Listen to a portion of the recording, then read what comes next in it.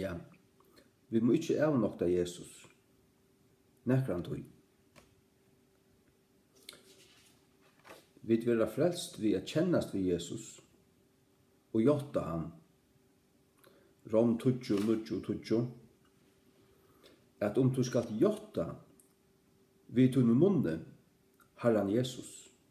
Jotta vid tunne munne Herren Jesus. Og skal trykke vid tunne hjärsta at god til røst han fra tømmen deg. Så skal du være frelstur. Tog at vi hjertan tror med til rettvise, og vi munnen vil jottan gjørd til frelsu. At jotta til at kjennast vi munnliga, at sige ja. Jesus han kjennest vi, han mun, I øy han, I elsker han, I trygg vi han. Til å bekjenne til å jotta at du trus på han. Om du skal jotta vi tunne munn I Herren Jesus, og trygg vi tunne hjerte at god vakt han fra deg, så skal du være frelstur. La deg nå føre til 17. Timotheus 2.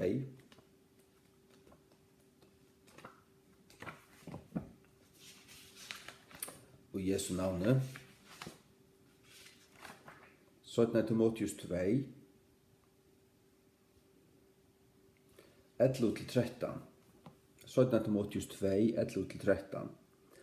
Det en trufast framsøgn, til at om vi være deir vi honom, skulle vi liva vi honom. Om vi loja, skulle vi òsne råa vi honom. Om vi avnokta han, vil han òsne avnokta okkon. Om vi tryggver ikke, han tog vil verande tryggvur, han kan ikke avnokta seg sjálvan. Ja, om vi tryggver ikke, han tog vil verande tryggvur. Han er å være tryggvur. Han kan ikke avnokta seg sjálvan, du tek hvor han er. Men legg merke til dette stendur, at om vi avnokta han, om vi avnokta han, det vit. Det Paulus som skriver til Timotheus. Og Timotheus var pastor I Efesus. Det om Paulus og om Timotheus og om alt det I Efesus. At om vi avnokta Jesus Krist, så vil han også avnokta okkon. At det pura grått.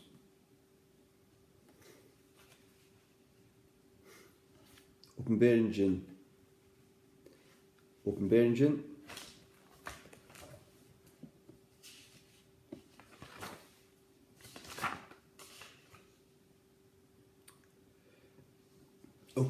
3:8 til møgnøten I Philadelphia. Jeg veit verktøyne, så jeg har sett framman fyrir ter øynar åpnar dyr, og ongen mæver kan leta ter attur. Til at du hever luttla styrke, og hever varvått år mutt, og hever ikkje avnokta navn mutt. Hun hei luttla styrke, men hun hei varvått år hansara, og ikkje avnokta navn mutt. Det ber til at avnokta navn Jesus er. Jesu. Nå det åpenberingen 3:8-4.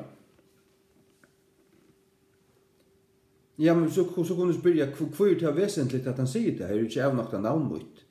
Ja, men hvis de hadde avnokta navn hans her, hva har han så gjort? Så har han avnokta teg. Det løser vi på Antianen. Så 17. Timotheus 2, 11-13. Åpenberingen 3:8.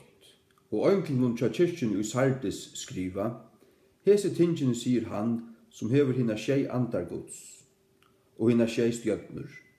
Jeg veit verktøyne at du hever navn av at du livest, men erst deir.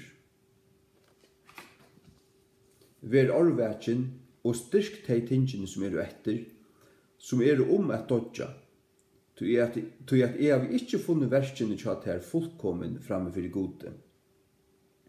Minst til tessvegna hvordan du hever tidsi møte og hårst, og hatt fast og vend Tess vegna du skal ikke veka, ville komme at det som en tjauur, og du skal ikke vita hva tøyma vil komme på hatten.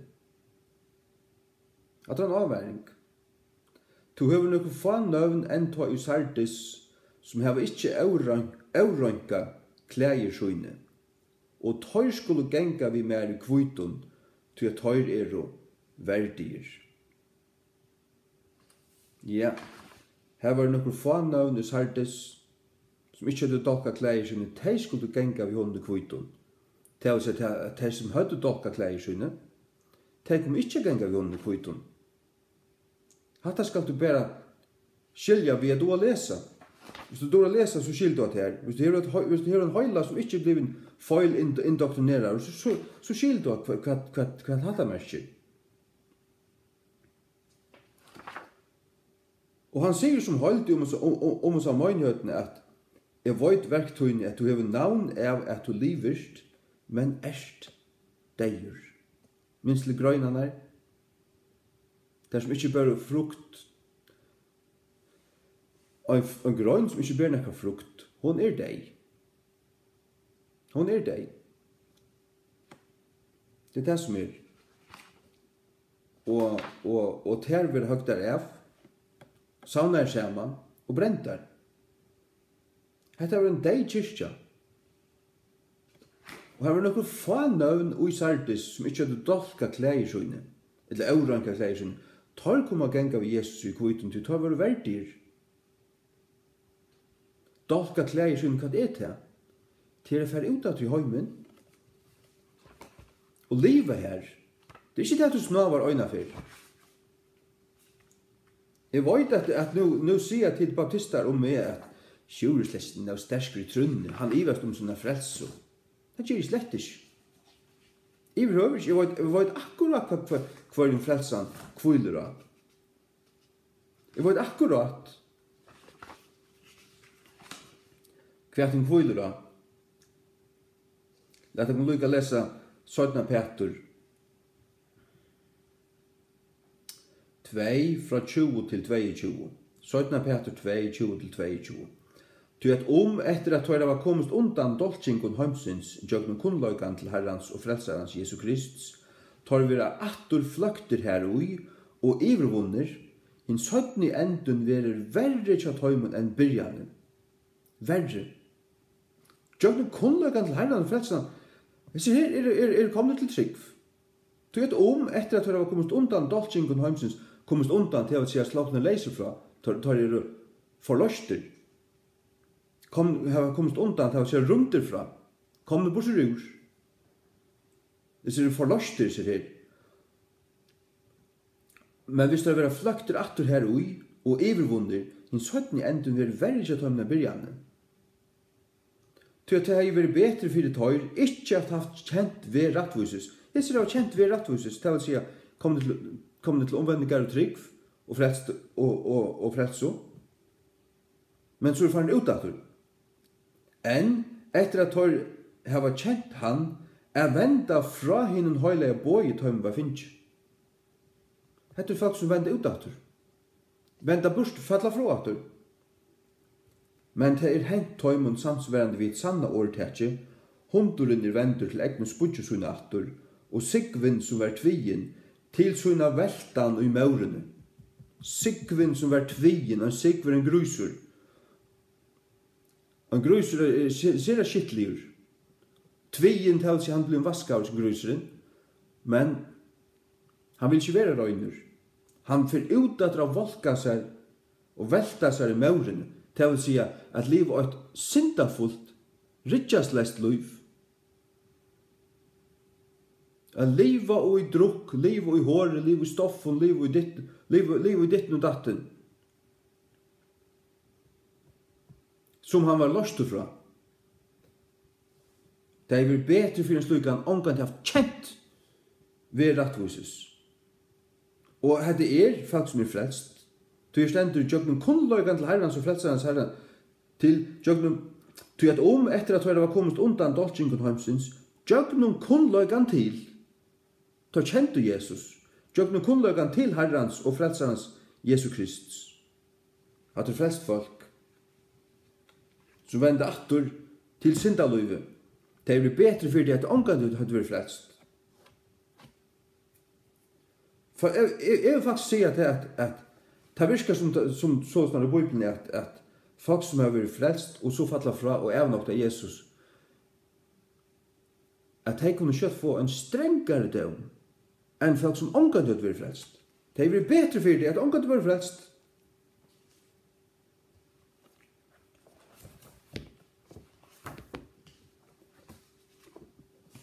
Og så folk som lærer til at du slett ikke kanst i vil høyre missa frelsene. Det sløver folk. Det sløver deg. Og ferdig er livet et dobbelt liv. Det fyller deg ved dobbelt moralet. Det er ikke godt. Det er sera ønt. Matteus 20, 1-32. Nei, 2-33. Hver som helst og tog skal jotta med framme fyrir mannen, han vil også jotta framme fyrir fægermunnen som er i himlen. Men hver som helst og skal avnokta med framme fyrir mannen, han vil også avnokta framme fyrir fægermunnen som er i himlen.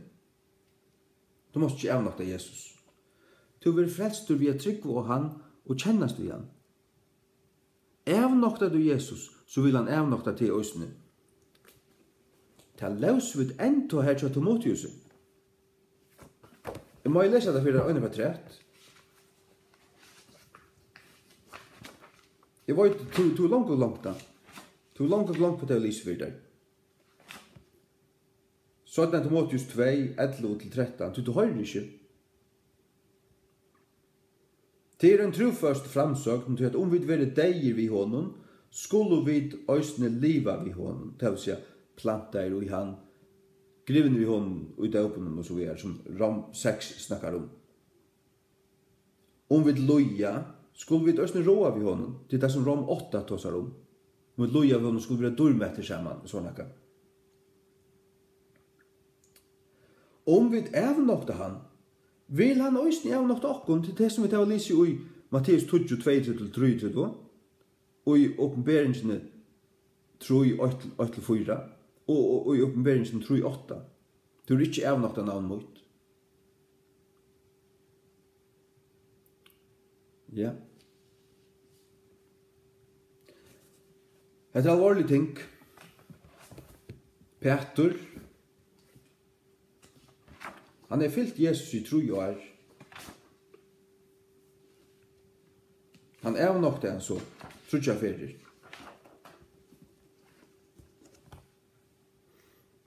Matteus 26, 33-35.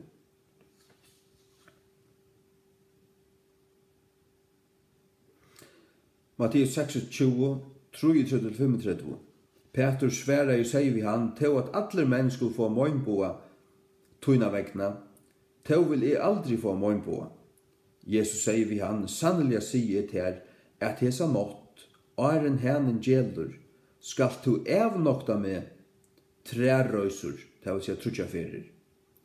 Peter sier vi han, til at jeg skulle døyve til, til vil ikke avnokta til, som løs øysten søtt og alle lærersvennerne. Så kjenner jeg til søvna, Peter ble spurt om han kjente, om han ikke var øyne av Jesus lærersvennen. Han sier, nei, jeg kjenner ikke den mannen. Og 3 ferier han avnokta igjen, så gøl hænen.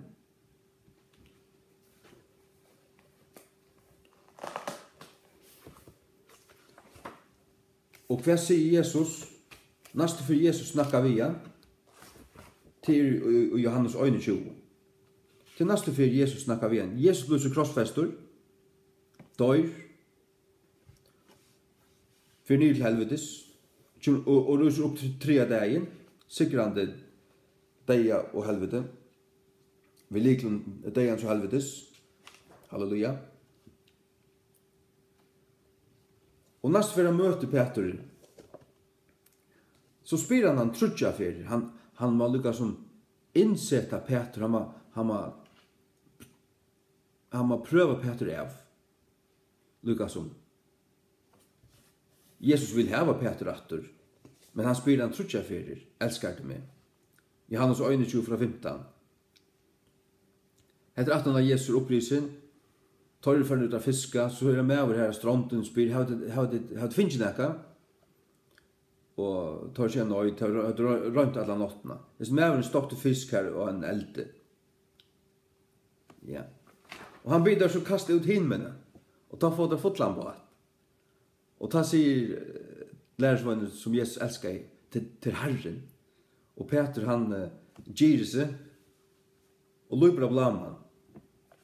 Men så kommer det inn her, og så värmer det seg her vid elden. Johannes 21 fra 15. Så ta etter at du ete, sier Jesus vid Simon Peter, Simon, soner Jonas her, elskar du med mer enn heser? Han sier vi han, ja, Herre, du vorst at jeg elsker det. Han sier vi han, føl om møyne. Han sier vi han, atter for ærefer, Simon, soner Jonas her, elskar du med? Han sier vi han, ja, Herre, du vorst at jeg elsker det. Han sier vi han, fø seg møyne. Han sier vi han, for triofer, Simon, soner Jonas her, elskar du med? Peter var harmor, av tog at han sier vi han for triofer. Hvor gjør han harmor? Han forstod hvor han spurte han trutja ferir. Peter hei, om du skal dodja fyrir, du skal ikke avnakta det. Så sier Jesus jo, og en herren gjelder først at avnakta med trutja ferir. Trærøysur, og det gjør det han. Og Peter, og akkurat ta gaul herren, og Peter græt borskliane. Ja. Og tog skilur Peter hvor Jesus spyr han trutja fyrir her, om han elskar han. Peter var harmor av til at han sier vi han for triofer elskar du med. Og han sier vi han, Herre, du vorst ting, du vorst at jeg elsker det. Jesus sier vi han, fø seg moin. Sannelig sier til at ta i to vart unker, gyrdist du til, og gjekst hver du vildist, men ta i du skal være gammalur, skal du ratta fram tunnar hendur, og en annar skal gira til, og bera til hver du vildist oi. Hetta tala i han oppmalande vid hver en deia han skulle durmetta god. Og ta i han, hetta hei sagt, sier han vi han, fylg mer. Og ta gjør det Peter, inntil deian. Han ble krossfester opp nyer. Ta evnak han ikke Jesus. Nei. Krossfester opp og nyer. Blå rett høtt er dobbelt så størst. Næsa blev jøgn nøsene, der tar vi, blev vi arvide, og så døy. Ja. Høyra ditt Guds år. Man må ikke avnokta Jesus. Om vi avnokta han, vil han øysten avnokta okkur. Du vil frelst du vil kjennast ved Jesus, trygg var han og kjennast ved han. Avnokta du han, så avnokta han til. Om vi avnokta han. Stendur her, 24 Timotheus 2, 11-13. Om vi avnokta han. Vi i Efesus 5 stendet at vi frelst og Kristi bror, og han okkara bruggamur. Det er også det som stendur her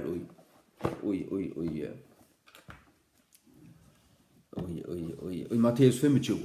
Jeg vet jo modjar, vi er jomfruer. Og jomfru er en ung kona som omkant har haft mann. Hun bor etter sin bruggamme til Jesus. Vi bor etter at han skal komme atter og teka okkur. Men vi må være vissar jomfruer. Klarar å møte honom. Og i Genesis kapittel 20 her evnoktar Abraham Saro. Han sier til hon siste mun. Og hva hentur? Abimelech teker henne.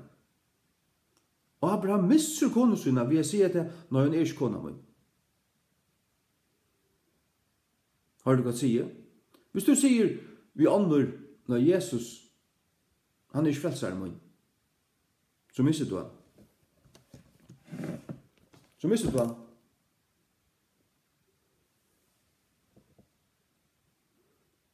Come on! Hørte du hva det les?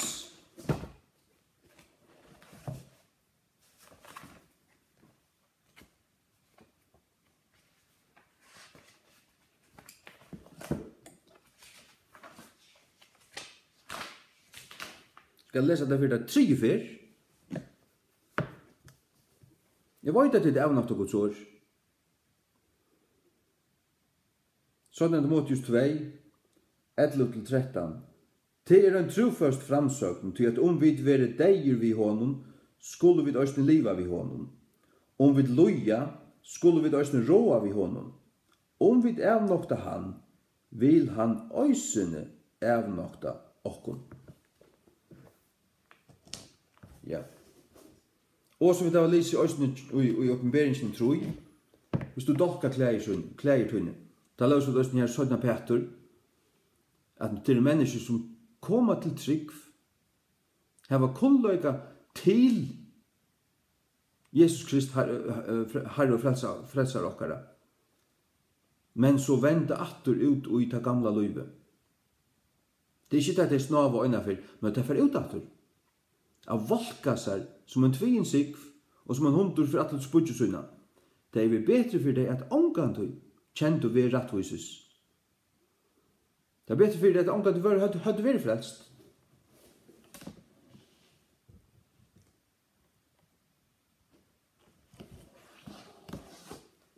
Ikke?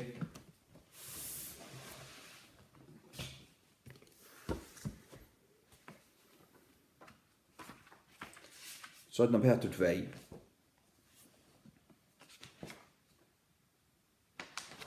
Fra 8.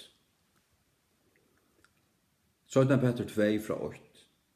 Men det var også falske profeter mittlum faksins. Enta som det skulle være falske fralærere tikkere mittlum. Hver i løgnelige skulle føre inn helt dømelige renglærur. Enta avnoktande herran, som kjepte tøyr, og føre opp på seg snæra øying, og mennesker skulle fylja tøyr hervelje vevun. Hette er ting som genga fyrir seg ui kyrkjene. Mennesker skulle fylja tøyr hervelje vevun. Det skulle være falske profeter mittlum faksins, enn ta som det skulle være falske fralærere tekkara mittlum. Hette er mitt ui kyrkjene. Og mennesker skulle fylja tar hervel i vevun, vi grunn av hverjum vevur sannløygans skal være tala av iltum, skal være iltala av rom. Og jøgnun hevesjuk og skulle tar vi falsavun åren gjera handelskap urtikun, hvers dømur nu fra lengkare tog dralar ikkje, og tar hel døming durvar ikkje. Hel døming, damnation, det er fer altså i helvete.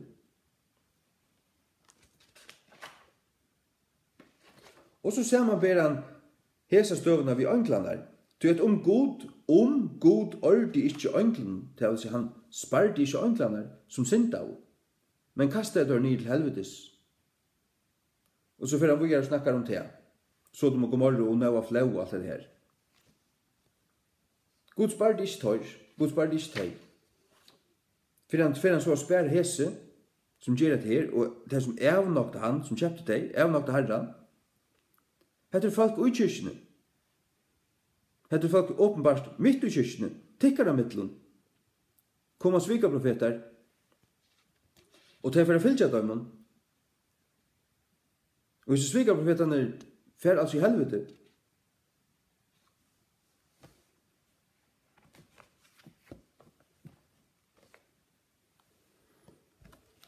Og sjåvande til som genga samme vesentøyr. Sjåvande. Lat oss lesa Genesis 20. Og Abraham ferreist hean fra emot Sorlanden, og dvaldist i mittelen Kadesh og Shur, og utusett og Gerar. Og Abraham sier om Saro, ekta kone søyna, hon er syster min.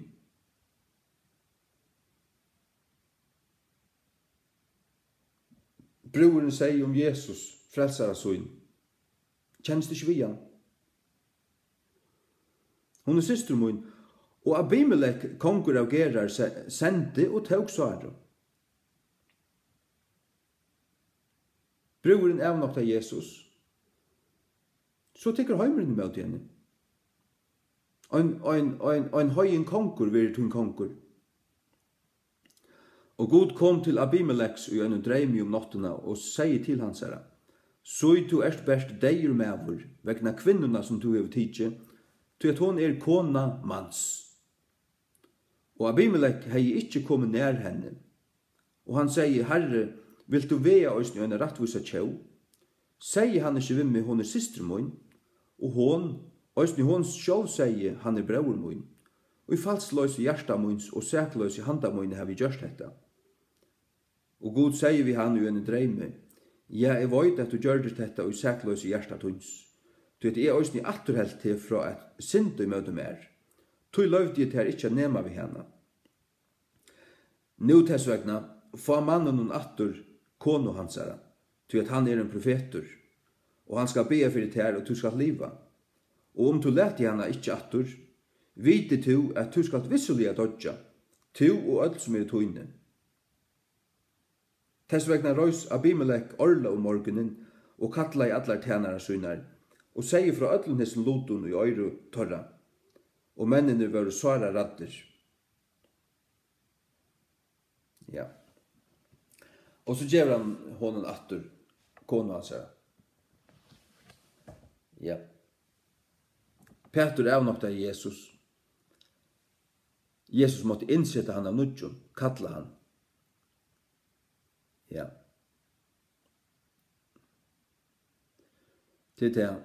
Og det stender her, som vi har lyst, så er det Timotheus 2, 11-13, at om vit avnokta Jesus, vil han også avnokta okkom. Og Matteus 22-3, den som kjenner seg med for i månen, han vil kjenne seg for færre i munnen. Den som avnokta med for i månen, han vil avnokta for færre i munnen. Ja. Nei, jeg vil si at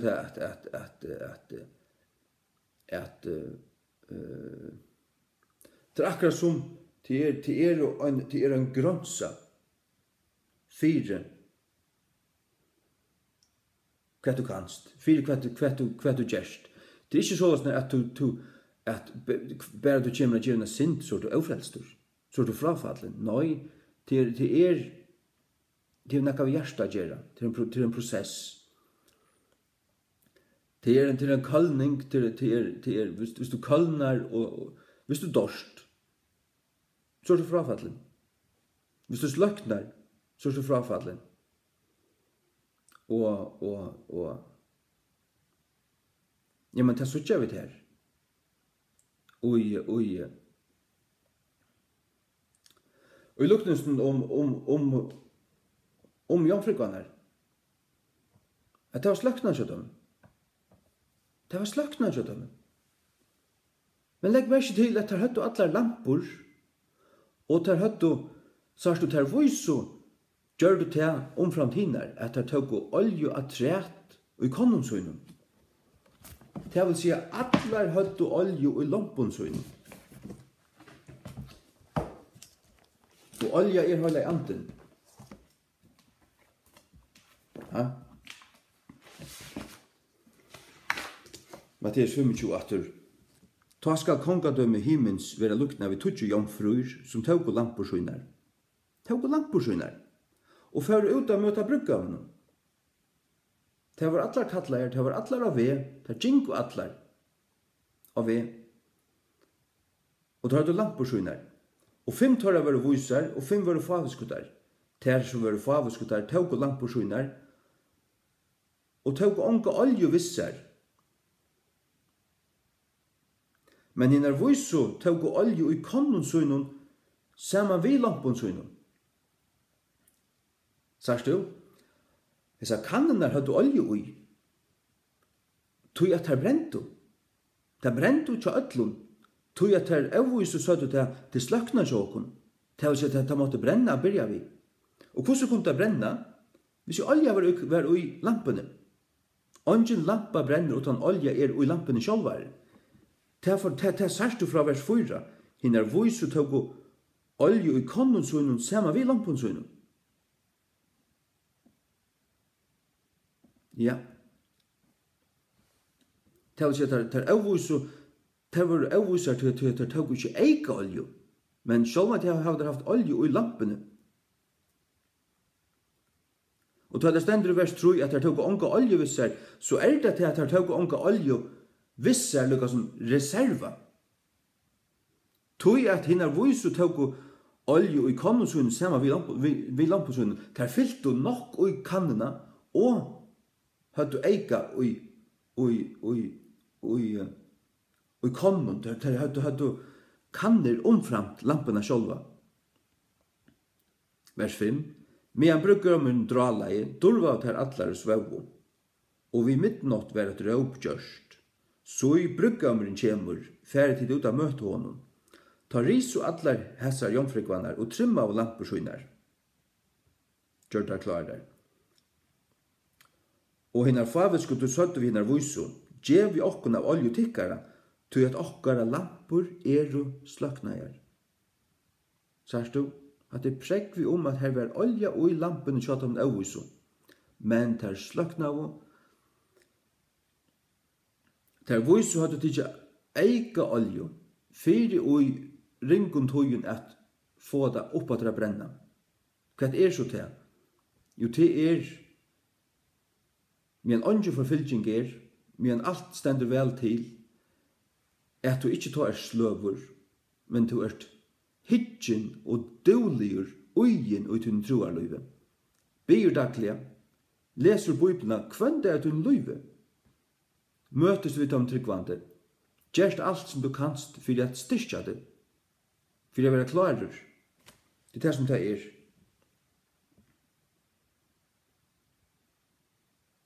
Vers 9. Ja, du lampur okkar sløknar. En lampa som sløknar, her oljan liu, oljan tøvn. Der høttu olju i lampen sunnun, oljan høyla i anden, eldren til at høyla i anden brennandi ut der. Vi brennandi i andan, tæn i herran stendur. I Rom 12, man bestemt.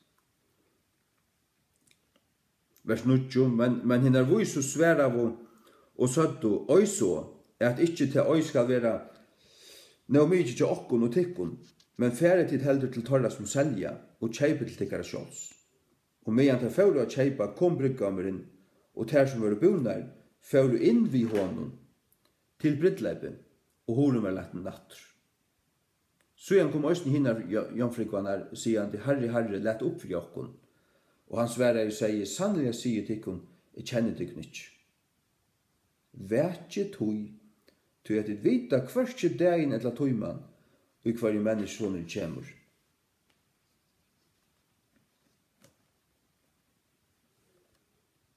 Ta øynasta ratta, ta øynasta trygga og ratta, og sanna, til at teka allar avværingar, fullt til ettertektar i Guds åre. Òsni vintræi og grøynanar, at best du ikke avvøkst, du ikke ui vintræn, du ikke verandi i vintræn, så kan du være høgtur av og brentur. Til å teka stukkar avværingar til ettertektar. Til såløs Jesus talar der. Han talar der til sina lærsvånar. Og til skriva, og nu vi hans lærsvånar, og hette Guds år til okkon, let ankan komme og fylla det vi, öllum møvlun spis findjun, undalin læren, som gjør at 2-3 av Guds åre, utan virkne. Der gjør Guds år utan virkne. Der gjelda Guds år. Det skal jeg ikke om. Og råd her til å gjøre det samme. Å lese Guds ord, tenke det som det alt som det alt det Guds ord som vi da finner. Og Jesu navn. Amen.